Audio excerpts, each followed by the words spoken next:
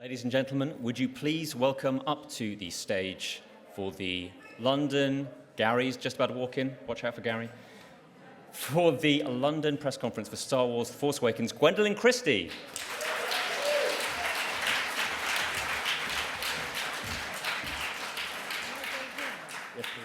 And then Carrie Fisher.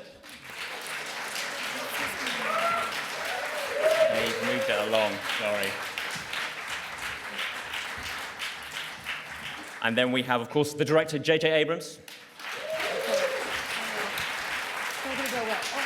Daisy Ridley. Harrison Ford. Please, Harrison. Adam Driver. Lupita Nyong'o. And, of course, Lupita, please come on. Look, thank you. And Lawrence Kasdan, please, welcome to the stage. Before we pass things over to you guys, obviously, and again a reminder for no photos throughout this, and a reminder again that we are live streaming, I would like to ask a question from a fan who's sent this question in from France, and it's for all of you. If you could all answer this one. It's from Chris Jack from France. You don't need to answer in French. What? Pourquoi pas? Okay. Well, quite. Describe, please, Star Wars in just one word, if you can.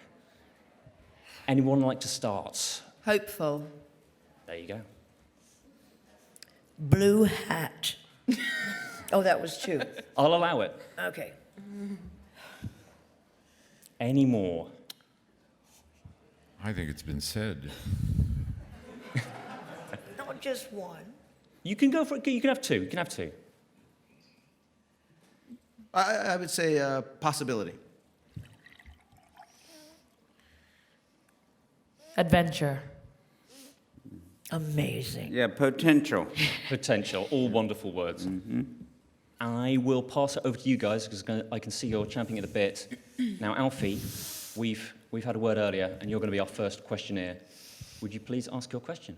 This is Alfie from Interfilm. Yeah. Hi, I'm Alfie from Interfilm. I'm 17. I've been a massive fan of Star Wars since I was 6, so I'm really excited to be here. Thank you. My question is for Daisy. What did you do in the audition process to make you stand out? And what advice did you get whilst filming from the original cast? I have no idea what I did.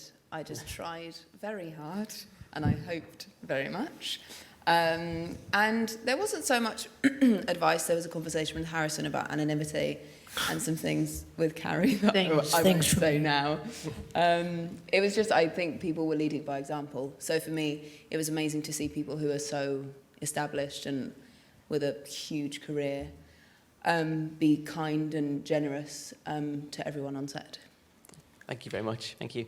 Could we pass that over to the other newcomers? Gwendoline or Adam or Lupita? What was it like in the audition process for you guys? And what advice did you get, obviously, from the old hands? Yeah, they didn't seem to be people who were like, let me sit you down and tell you what your experience is going to be. I feel like they're just energy on set, and what Daisy was saying, that even though they obviously were in the original trilogy, to come back to it didn't seem like, I didn't get a sense of, oh, they've been there, done that, or they're not as excited about it. There still was a youthful ambition in trying to get it right, and you know, knowing these characters so well, but still trying to make it, I don't know, deeper or more resonant at watching that. They're very much lead by example, as she was saying, kind of people, and that's very inspiring to see, and also terrifying, because it doesn't seem, no matter how long you get to do this job, you never really quite figure it out, it seems, and that's both comforting and, yeah, terrifying. Lupita, do you have any thoughts? You didn't get any advice? I would just be repeating what they said. All right, well then we move on, I guess, if you don't mind, unless you've got any great advice, Gwendoline. I have no great advice Damn. Oh, that's not. Oh, that's a... I bet Carrie had loads. Well, my advice. Yeah, what was your advice? Don't go through the crew like wildfire. That, ladies and gentlemen, is officially advice. I think it's time for another question. we have a man sitting here at the very front with a scarf. Would Ollie mind taking a microphone towards him? Hi, my name is Gábor Köves. I'm from Hungary. Publication is Magyar Narancs. My question is to Mr. Ford. Have you ever found yourself humming the famous Star Wars tunes over the years? No. Why not? Thank God. No, I don't.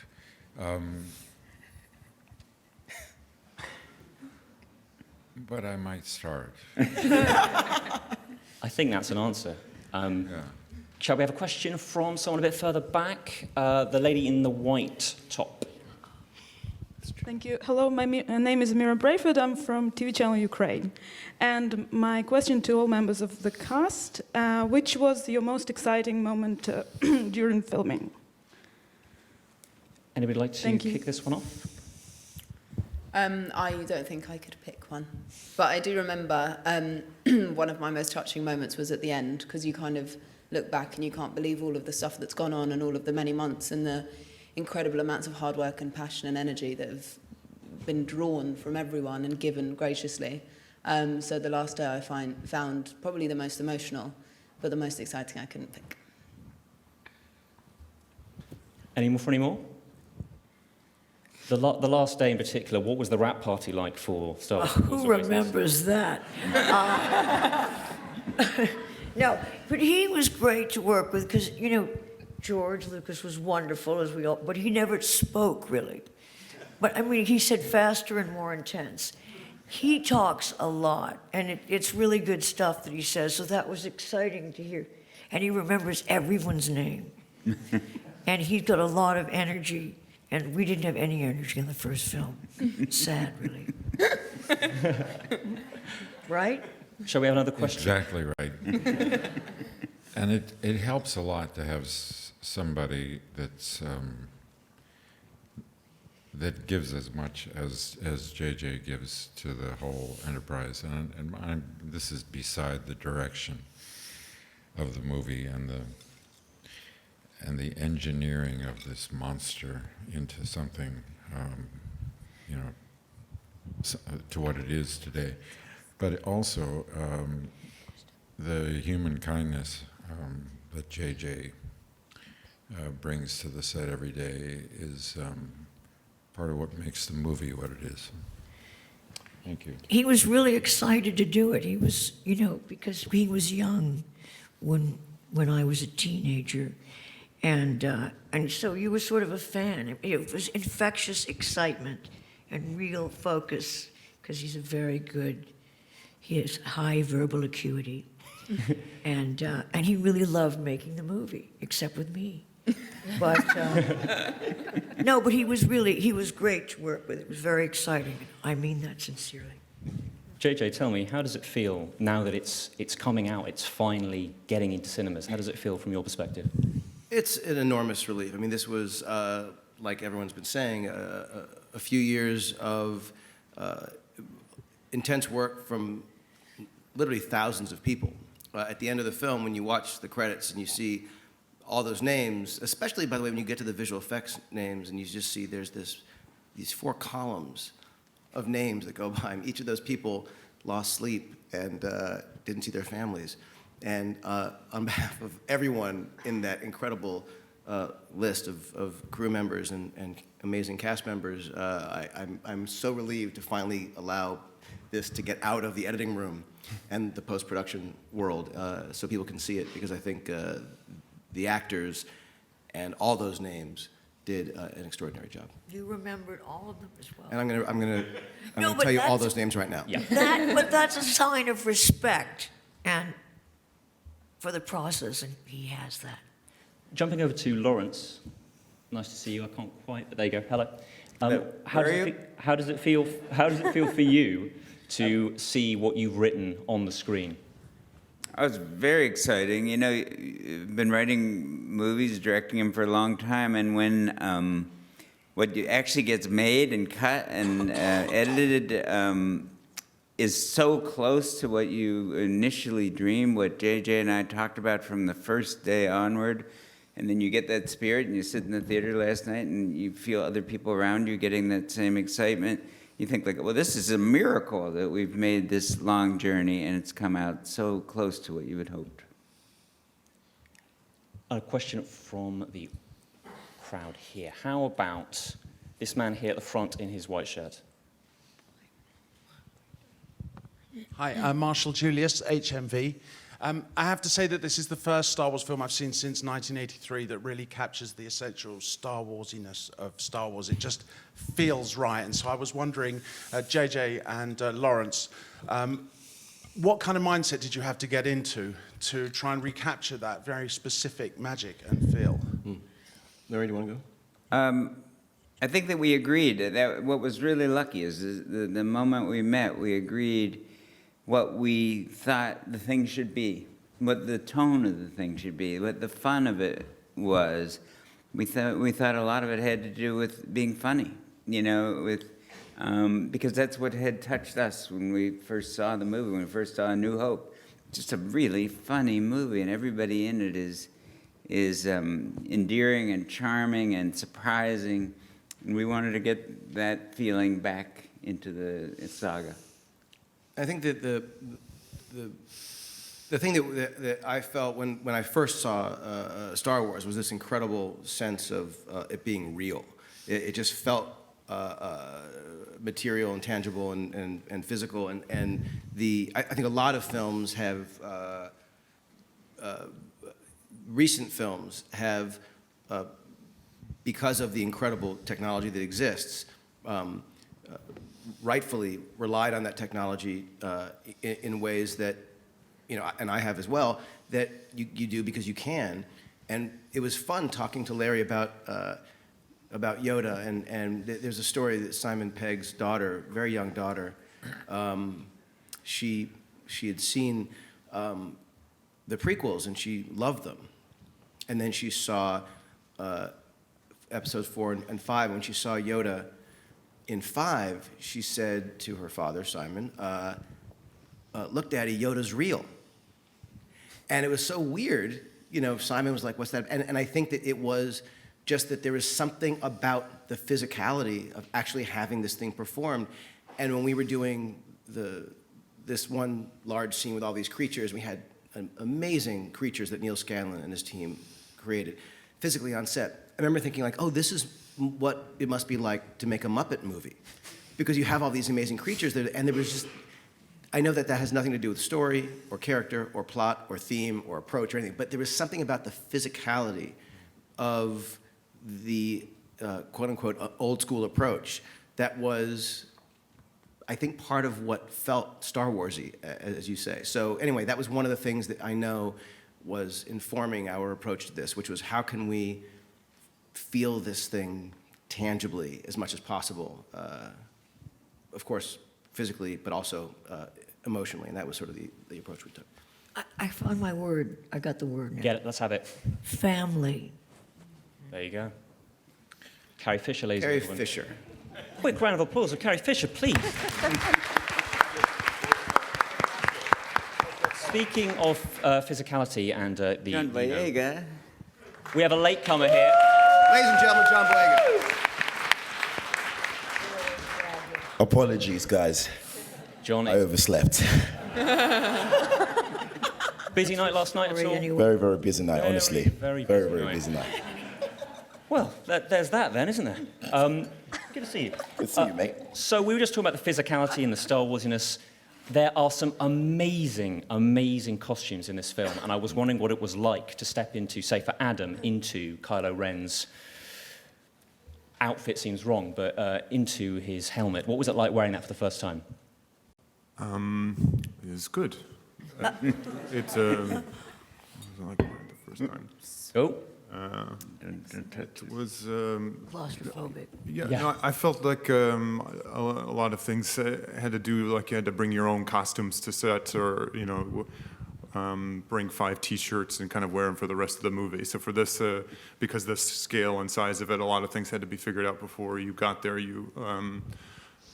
A lot of information I got from the costume, first off, that it was kind of unpolished and had this history in the helmet that wasn't clean or there was like a, was dinged up and messed up from what he had been through before, and even his lightsaber seemed to be something that he made himself that could explode at any minute. It didn't seem like it was very reliable or consistent, and for me that was really the first time that I processed that I was in these movies, was walking into Michael Kaplan's office and seeing everyone kind of sketched out, and literally walking into the room being surrounded by the world of the movie, Harrison's costume and Daisy and everybody, the model, the new stormtroopers. So for me, the costume was kind of the first, I guess, entry point into who he was, and it said a lot about it. Then I felt like I just had to fill it as much as possible.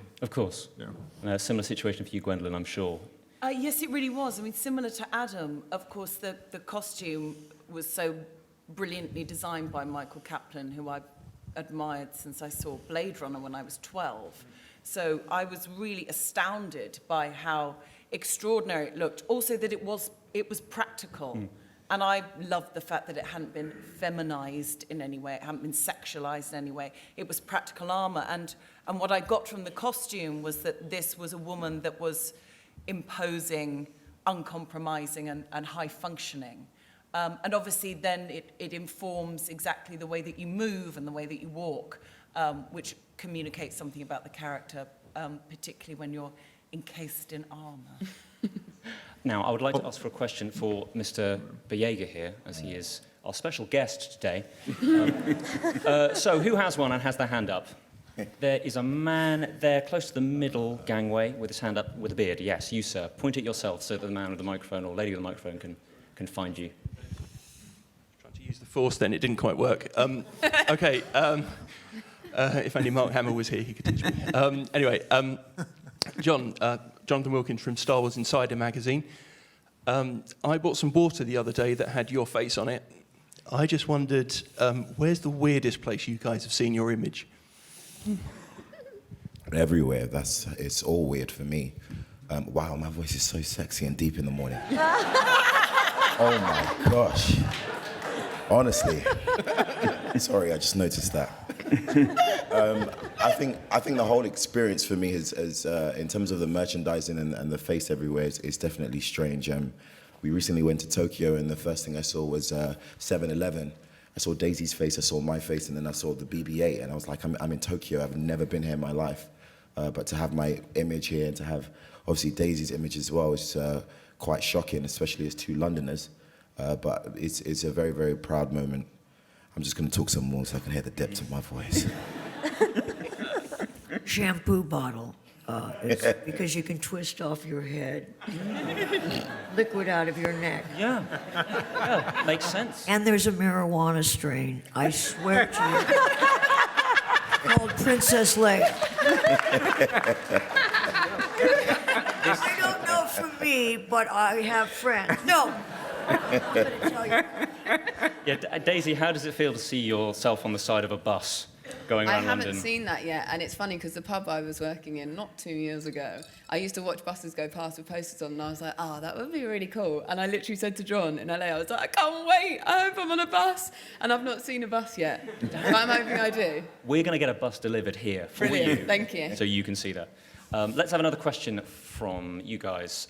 This lady at the front here in a grey top. Rita Di Santo, Manifesto Italy, to the director and the writer. Was there a conscious effort to change the role of women in the franchise? From the very beginning of our discussions about this movie, the notion of a woman at the center of the story was always something that was compelling to me and exciting. And not just at the center, but it was important that in addition to Leia, who we knew was a critical piece of this puzzle, that we wanted to have other women and not necessarily human, but female characters in the story. So Lupita playing Maz Kanata, who is the sort of, I guess, the voice of sort of Force wisdom in the story, Phasma as the evil side of leading the stormtroopers. We wanted to have other female stormtroopers, which we do. We wanted to have female pilots, which we do. We just wanted this thing to not feel like it was not inclusive. And so we did that, and it was something that we always wrote Rey as this sort of central character, but as we started casting the movie, it just felt like kind of one of the things we knew we wanted to do, and make the film look and feel more the way the world looks and feels. Lupita, just to ask you a question all the way over there. Your character is very important to the film, but it's almost impossible to say anything about it when people ask you questions. How tough has it been to negotiate that tricky balancing act? Well, I got a directive of the words I was allowed to say, and I just stick to those words. Were they, I know nothing? Sorry? What were the words? Can you tell us?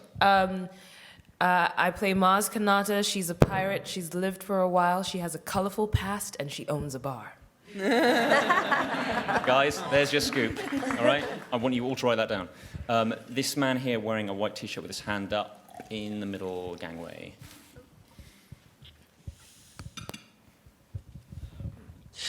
Hello to all of you. My name is Dennis. I'm from Holland. First of all, thank you for this great movie. I got to watch it, and it was really brilliant. So that's the first thing I want to say. And the second thing is that I've been a fan since I was 5 years old, and I collected all the dolls. And I'm an adult now with children, and I still collect the dolls. So my question is to Carrie and Harrison, could you please sign my dolls? Oh my gosh. Where? Where you want it. I hope you brought a pen. I bought a pen. All right, let's go quickly to another question whilst this is happening. If you wouldn't mind Yes. just scooting back. Anybody got an actual question? No offence. This gentleman here who's wearing a lovely tie. Yes, I know, I'm giving out compliments now as well as questions. If you could reach for the microphone. Hi, Calvin Prickett from On Screen Film. My question's for JJ. Just quickly, Hi, JJ. Where are you? Right here. No, I see you, but where are you? No, I'm kidding.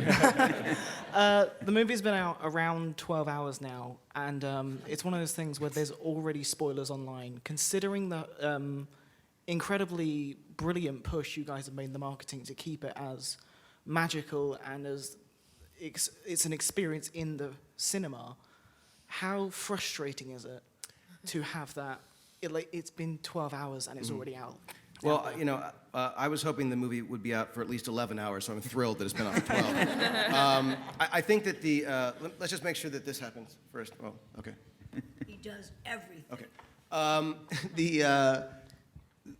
Look, we live in a world of immediate information. This is no surprise. And while I know that people feel a need and actually entitled to whatever they want to know when they want to know it, I was very gratified to see people saying things like, thank you to Disney for not spoiling the movie and telling us everything before it comes out.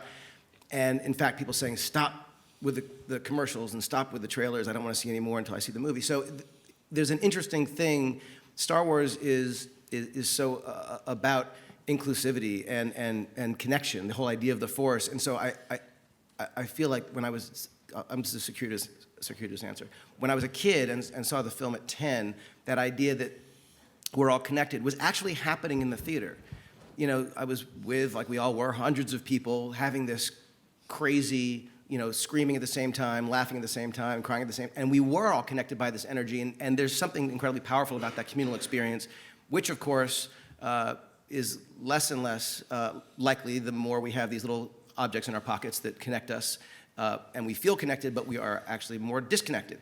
And so I think that Star Wars is a phenomenon, and it is a kind of wonderful and rare opportunity for people, in truth, throughout the world to actually come together for something that's actually uplifting and a positive thing. The reality, though, is because of the technology that exists, everyone will know everything instantaneously, and I'm hopeful that while there will be spoilers out there, it won't detract from the the hopeful thrill that people might have seeing this movie together. And that's the thing that is the most depressing about having spoilers. They're called spoilers for a reason, spoil the experience. And you get there, and it's just about confirmation of something that you already know. And so I'm hoping that, I'm grateful for anyone who goes to see the film, and I'm hopeful that whether they know what's going to happen in one scene or not, that they enjoy it, and it's an experience that's a fun and emotional one, as opposed to just a confirmation of something that they're waiting to see happen. It's a horrible answer to a great question. Yeah, I just wanted to say that I'm amazed by how the press, excuse me, how the press has respected their readership in this regard, and has not really spilled the beans, which is kind of amazing. And I think we're all very grateful for that. Yeah, here's to you guys. Well done. You mentioned, JJ, just very briefly there, the trailers, and I wanted to take this moment to say thank you to both John and Daisy for your trailer reactions, which were amazing.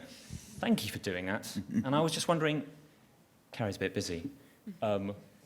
Carrie, what was your trailer reaction when you first saw the trailer for the first time? Because these guys did a great job.